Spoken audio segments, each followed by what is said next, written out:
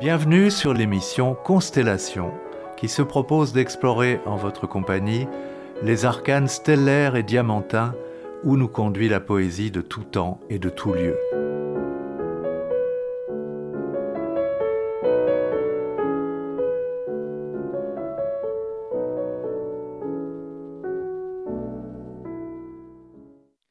Bonjour, vous êtes bien en direct à l'écoute de l'émission Constellation.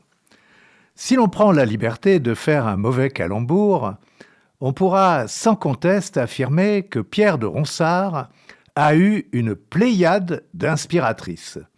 Non pas au sens strict, qui voudrait qu'il y en ait eu 7, puisque le fameux groupe de poètes de la Renaissance française, après s'être appelé Brigade, adoptera le nom de Pléiade en référence au mythe des 7 filles du géant Atlas, changé en une constellation d'étoiles.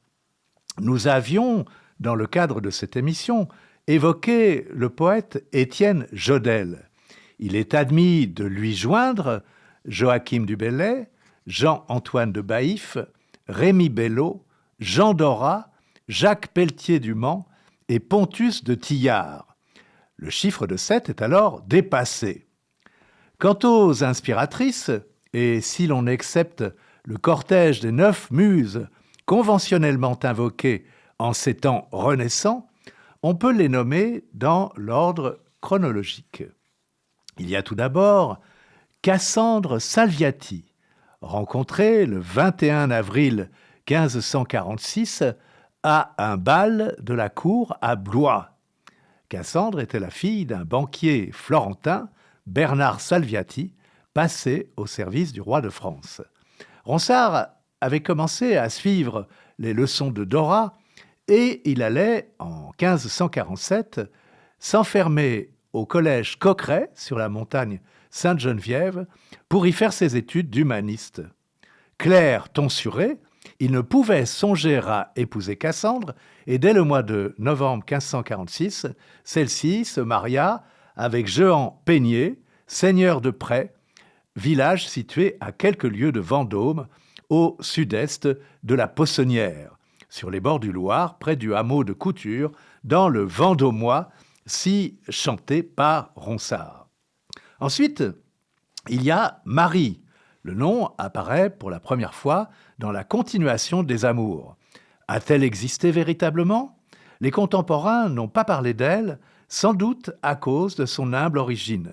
Elle habitait Bourgueil, c'est pourquoi elle sera désignée du terme de Marie de Bourgueil. Ensuite, il y a une autre femme dans un recueil qui s'intitule « Le second livre des mélanges », et cette fois-ci, c'est une femme qui est nommée Sinope. C'est un pseudonyme formé de 2 mots grecs, synein et ops, la vue, qui signifie « qui abîme la vue ». Sinope reproche au poète de porter le bonnet rond qui distingue les gens d'église, et Ronsard, avec cynisme, vante la liberté amoureuse des ecclésiastiques, liberté bien supérieure à la chaîne du mariage. Ronsard chantera aussi ensuite les amours d'Eurymédon et de Caliré qui veut dire qui coule belle, et ça désigne par un autre jeu de mots Anne d'Atrie d'Aquaviva, demoiselle d'honneur de Catherine de Médicis, d'origine napolitaine. Ensuite, on a encore une autre figure féminine, puisque les sonnets et les stances sur la mort de Marie, le critique René Sorgue a démontré avec brio que la plupart de ces pièces n'ont pas été composées pour Marie de Bourgueil, déjà évoquée tout à l'heure, mais bien pour Marie de Clèves, maîtresse follement aimée d'Henri III. On a aussi un autre recueil intitulé Astrée, les sonnets et les madrigals pour Astrée. Ronsard a-t-il aimé celle qui chante sous le nom d'Astrée et qui ne saurait être que Françoise Babou de la Bourdaissière, mariée en 1569 à Antoine d'Estrée, grand maître de l'artillerie, et qui fut la mère de la belle Gabrielle d'Estrée, tant aimée d'Henri IV. Ensuite, il y a aussi Hélène, dans un recueil intitulé « Sonnet pour Hélène ». Ronsard l'a rencontrée alors qu'il était déjà âgé de 48 ans, en 1572, cet amour naquit d'un choix délibéré de la reconnaissance des dons intellectuels, la vertu, qui font briller l'esprit d'Hélène de Surgères parmi les filles d'honneur de Catherine de Médicis. Avec Cassandre, Marie de Bourgueil, Sinope, Anne d'Aquaviva, Marie de Clèves, Françoise de la Bourdésière, Hélène de Surgères, ce sont donc pour le moins 7 femmes, en effet, qui non seulement ont inspiré le poète, mais encore qui ont structuré la composition de ces recueils successifs. Lisons à présent certains des poèmes, à nos yeux les plus aboutis, tirés des différents recueils avec à chaque fois une inspiratrice. On conservera bien évidemment les archaïsmes si savoureux, dans l'incertitude aussi quant à la prononciation exacte des hommes de ce temps. Tout d'abord, un poème extrait de la continuation des Amours. Marie, vous avez la joue aussi vermeille qu'une rose de mai. Vous avez les cheveux de couleur de châtaigne, entrefrisés de nœuds, gentiment tortillés tout autour de l'oreille. Quand vous étiez petite, une mignarde abeille dans vos lèvres forma son doux miel savoureux. Amour laissa ses traits dans vos yeux rigoureux. Python vous fit la voix à nul autre pareil. Vous avez les tétins comme 2 monts de lait, caillés bien blanchement sur du jonc nouvelet, qu'une jeune pucelle au mois de juin façonne. De Junon sont vos bras, des grâces votre sein, vous avez de l'aurore et le front et la main, mais vous avez le cœur d'une fière lionne.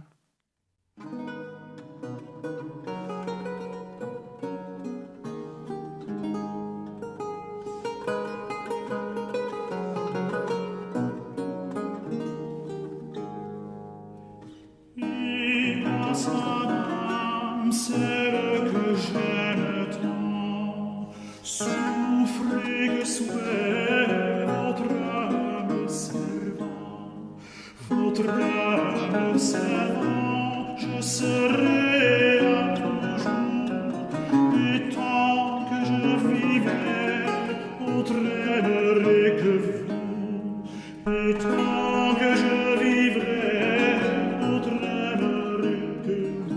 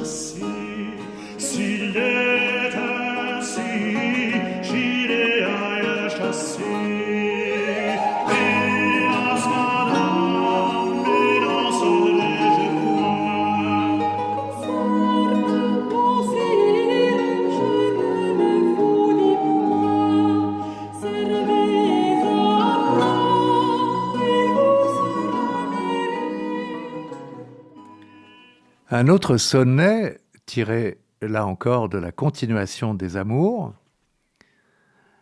je vous envoie un bouquet de ma main que j'ai ourdi de ces fleurs épanouies. Qui ne les eût à ce vêpre cueillies, flaques à terre, elles chéreraient demain.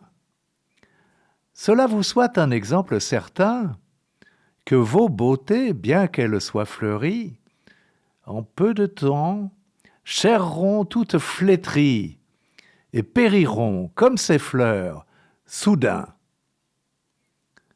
Le temps s'en va. Le temps s'en va, madame. Las, le temps non, mais nous en allons. Et tôt, serons étendus sous la lame. Et des amours, desquels nous parlons, quand seront morts, n'en sera plus nouvelle.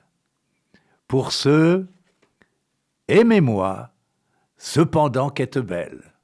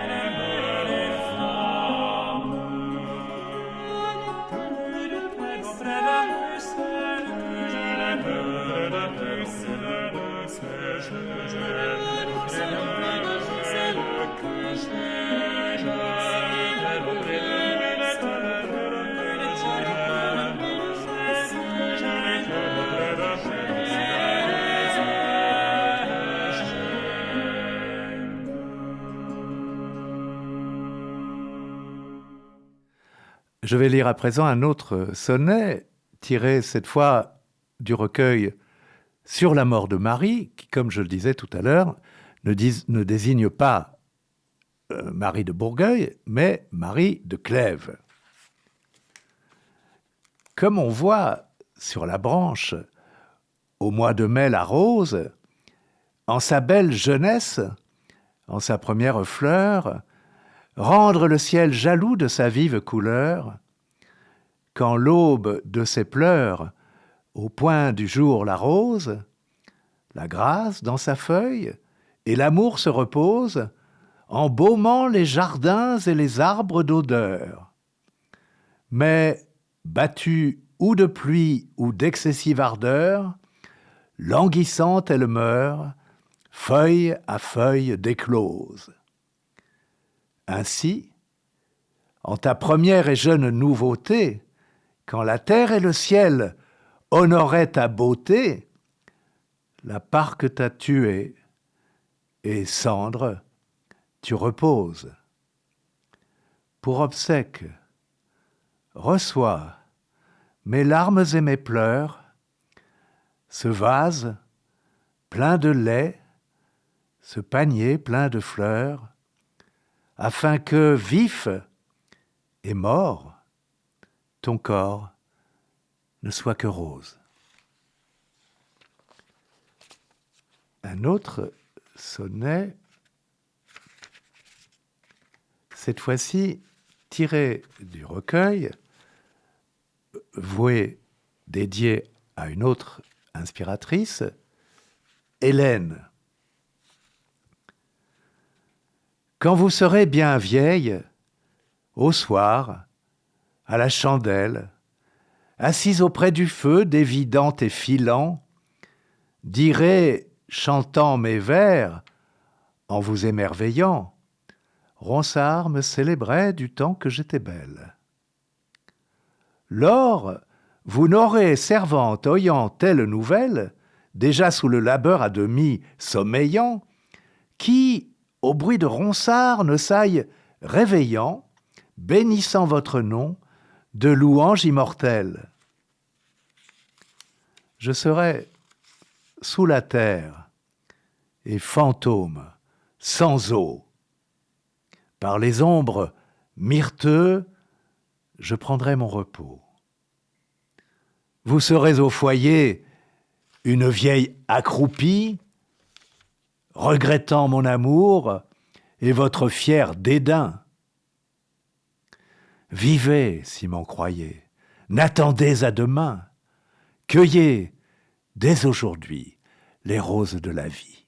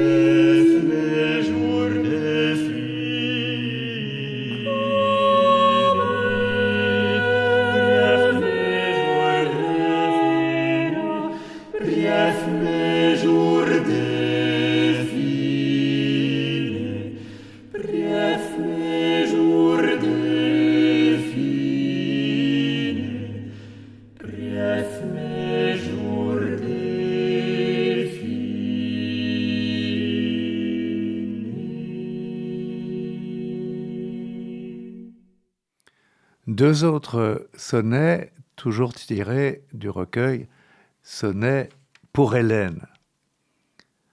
Je vois 1000 beautés, et si n'en vois pas une qui contente mes yeux, seul vous me plaisez. Seul, quand je vous vois, mes sens vous apaisez. Vous êtes mon destin, mon ciel et ma fortune, ma Vénus, mon amour, ma Charite, ma brune, qui tout bas pansement de l'esprit me rasait et des belles vertus l'estomac m'embrasait, me soulevant de terre au cercle de la lune. Mon œil, de vos regards, goulûment se repaît. Tout ce qui n'est pas à vous lui fâche et lui déplaît, tant il a par usance accoutumé de vivre de votre unique, douce, agréable beauté. S'il pêche contre vous, affamé de vous suivre, ce n'est de son bon gré, c'est par nécessité. Et cet autre sonnet, qui ressemble de très près à l'art du blason, si pratiqué par Clément Marot. Ces cheveux, ces liens, dont mon cœur tu enlaces, grêles, primes, subtiles, qui coulent au talon, entre noirs et châtains, bruns, déliés et longs, telles que Vénus les porte, et ses 3 belles grâces, me tiennent si estreint amour, que tu me passes au cœur, en les voyant, 100 pointes d'aiguillon, dont le moindre des nœuds pourrait des plus félons, en leur plus grand courroux, arrêter les menaces. Cheveux non achetés, empruntés ni fardés, qui votre naturel sans feintise gardez, que vous me semblez beau. Permettez que j'emporte un lien à mon col, afin que sa beauté, me voyant prisonnier, lié de telle sorte, se puisse témoigner quelle est sa cruauté. Un autre sonnet tiré, là encore, de la continuation, cette fois, des amours.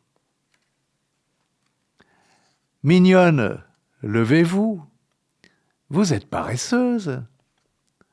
Jas, la gaie alouette au ciel à fredonner, et Jas, le rossignol, frisquement jargonné, dessus l'épine assis, sa complainte amoureuse.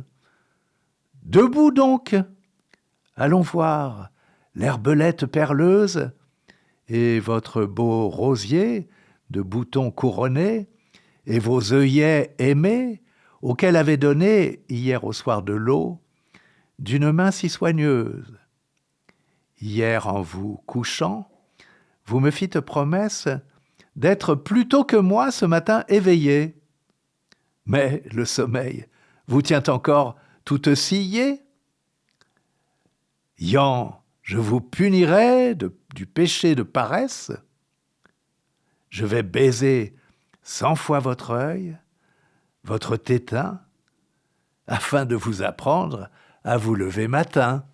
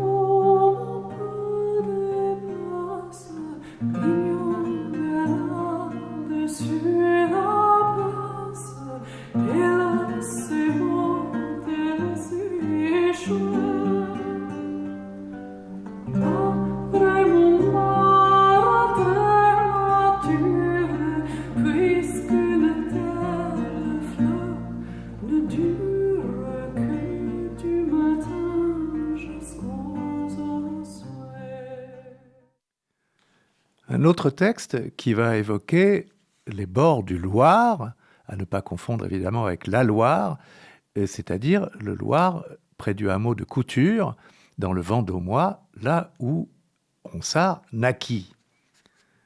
Mais réponds, méchant Loir, me rends-tu ce loyer pour avoir tant chanté ta gloire et ta louange? As-tu osé, barbare, au milieu de ta fange, renversant mon bateau, sous tes eaux m'envoyer?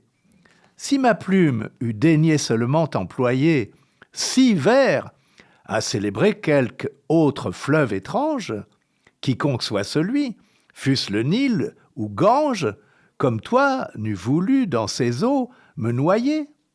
D'autant que je t'aimais, je me fiais en toi. Mais tu m'as bien montré que l'eau n'a point de foi. N'es-tu pas bien méchant? Pour rendre plus famé ton cours, à tout jamais du los qui de moi part, tu m'as voulu noyer, afin d'être nommé, en lieu du Loir, le fleuve où se noya Ronsard. Et puis enfin, je lis un dernier texte, un dernier sonnet tiré des Amours. J'espère et crains, je me tais et supplie. Or, je suis glace et or un peu chaud. J'admire tout et de rien ne me chaud. Je me délasse et puis je me relis. Rien ne me plaît, sinon ce qui m'ennuie. Je suis vaillant et le cœur me défaut. J'ai l'espoir bas, j'ai le courage haut. Je doute amour, et si je le défie? Plus je me pique, et plus je suis rétif. J'aime être libre, et veux être captif. 100 fois je meurs, 100 fois je prends naissance.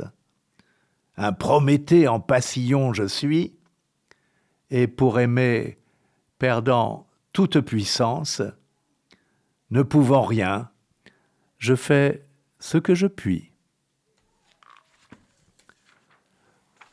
Au cours de cette émission, nous avons pu entendre successivement, d'abord d'un compositeur nommé Bassano, une chanson intitulée « Hélas, Madame », interprétée par la Capilla Flamenca, puis de Pierre Certon, qui est un compositeur de la Renaissance, qui a composé plusieurs centaines de chansons. La chanson « Que n'est-elle auprès de moi ?» interprétée par l'ensemble Clément Jeannequin, Clément Jeannequin étant lui aussi un compositeur de ce temps qui a composé des musiques tant profanes que religieuses. Ensuite, de Josquin des Prés, une chanson célèbre interprétée par les Profeti della Quinta, la chanson « 1000 regrets ». Et enfin, tirée du poème célèbre de Ronsard, « Mignonne, allons voir si la rose », que je n'ai pas lu aujourd'hui, mais qui fait partie des odes et non pas des sonnets, la chanson « Mignonne, allons voir si la rose », interprétée par Donna Stewart et Ron Andrico, qui font partie de l'ensemble Mignarda Lute Song.